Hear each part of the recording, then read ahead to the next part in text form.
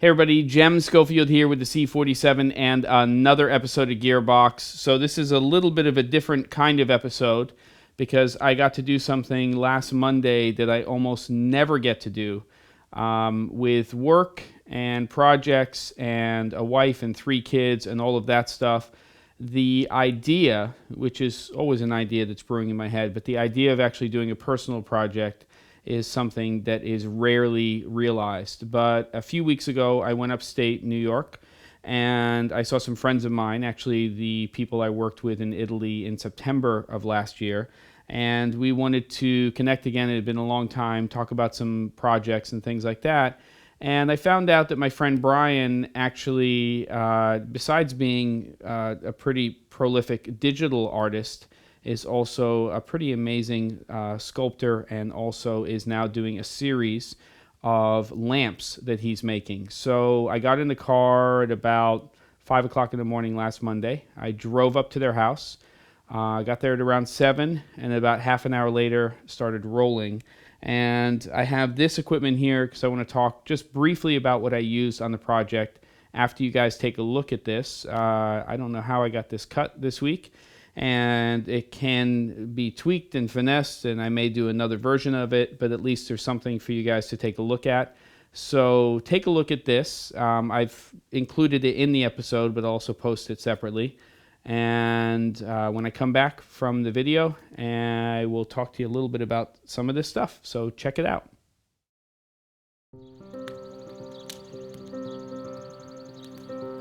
I'm Brian Caeza, and I make lamps.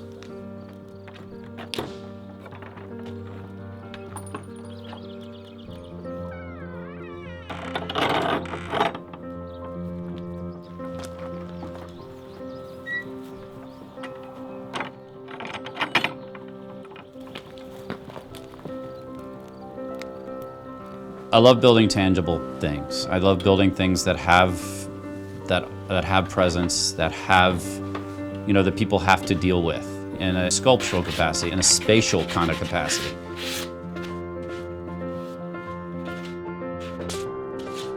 Being also a digital artist or being a designer, a lot of what I make is binary. It goes into the ethos and never takes up a space. And I think that with the lamps and with their sculptural and their artful capacity, immediately it was the other side of the coin. It was, something in a room, something that people experienced, something that gave them something in a whole new, bigger and brighter way, and that to me was super exciting. I got back into building three-dimensional art when I moved up to the country. I just finally had the space and the place to start to craft art and three-dimensional pieces and sculpture. I love light. I love what it does to our homes, where we read and where we eat. And it crafts a mood. And I just felt that, immediately I knew that with my sculptures that adding light would bring them to another level.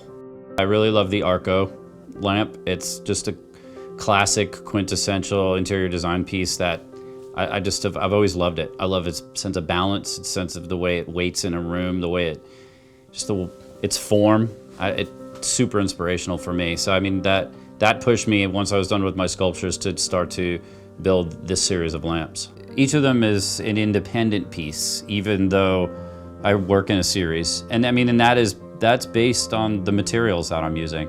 No one piece of rough hewn that I find or source is like the other. No piece of pipe that I have is like the other. I mean, some pieces are coming from torn down houses, some are found in the riverbed. The beams are found in my old barn or on a piece of property that I'm hiking through. So each is a different size, a different texture, or a different type of wood.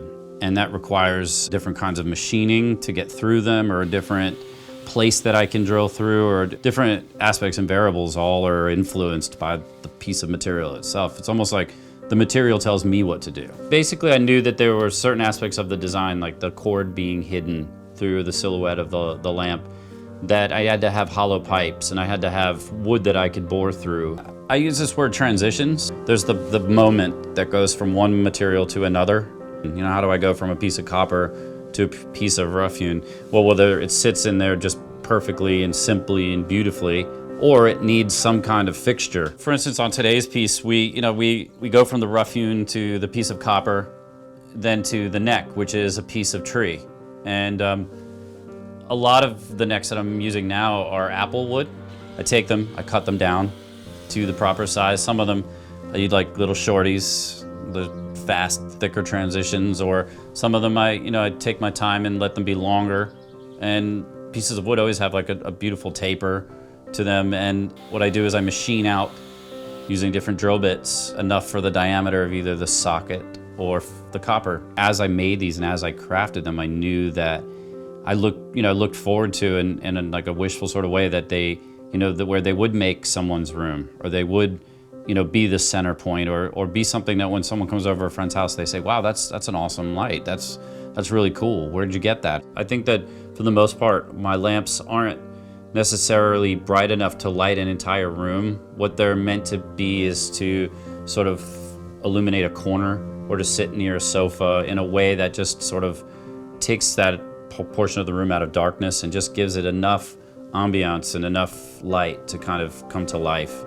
That to me is, very special and kind of powerful, and I think that that's what I'm driving for.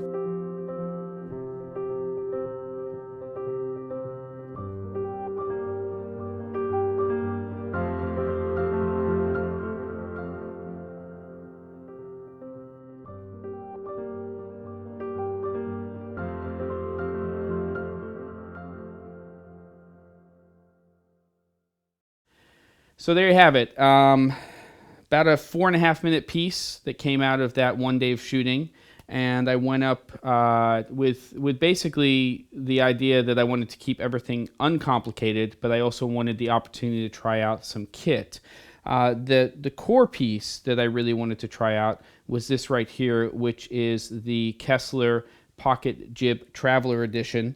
Relatively new piece of kit that has been out since about NAB of this year. I have also the Manfrotto 500 head on here, the flat base version, and I'm adapting that with a little piece from Kessler.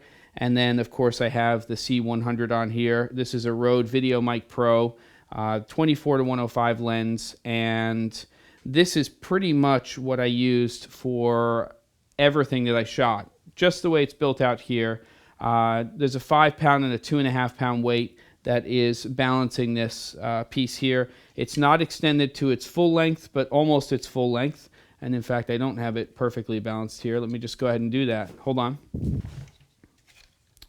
So I'm just sliding this out. I know I'm off camera here, but we're pretty close. There you go. All right, much better. So this is a pocket jib, and it's really nice because it does have a panning base here. But unlike using a larger jib system like a regular pocket jib, really you want to be operating this thing from the front, not the back of the jib system. And that's in fact exactly how I did operate it. I was operating it from the front here. And the other thing that I was doing because of quick and fast setups is I was actually operating the camera off of the jib most of the time. So I set it up in the different spaces that I was shooting in, and I pretty much shot that piece sequentially, but we did have to go back and shoot some stuff out of order. But you really do need to operate here from the front, which is not a problem. And, sometimes you have to rehearse your moves. But I really like to have a fluid head on here because I think it gives me a little bit more flexibility. It also gives me the ability to use this rig more like I would use a handheld or a shoulder-mounted rig, so that I can actually get in here and actually operate it over here. Take a look at what I'm doing, and you can see that you have a lot of flexibility that way once you have that fluid head. There's some other jibs on the market that are portable, and I think that they're great. I think that they're great fits for DSLRs. But once you start getting into a camera system like the C100, then this 10-pound weight capacity that you have on the Pocket Jib Traveler really makes a difference. Almost everything was recorded again with the VideoMic Pro. And then eventually, when I sat down and I set up for the interviews, I kept it really, really simple. I used a Rode Lav with a Sennheiser system. I set up two C100s, and I, throughout the day, basically just used the little Switchtronics torch LED light, with a nasty clamp. And then lens-wise, not really a lot of options. In fact, that's on purpose. I had some other lenses. I used a 24-105, and then I broke out the Tokina 11-16, which, if you didn't know, they're making in a cine geared version. So this is really what I shot the whole thing with. And again, it's not a perfect piece. I think none of these little mini docs are ever going to be that. Especially when you've got one person doing the whole thing from beginning to end. So really sort of producing and directing, shooting, obviously being a sound recordist, and doing all of the setups and everything else. But a fun project, and something, again, that I don't get to do very oftentimes.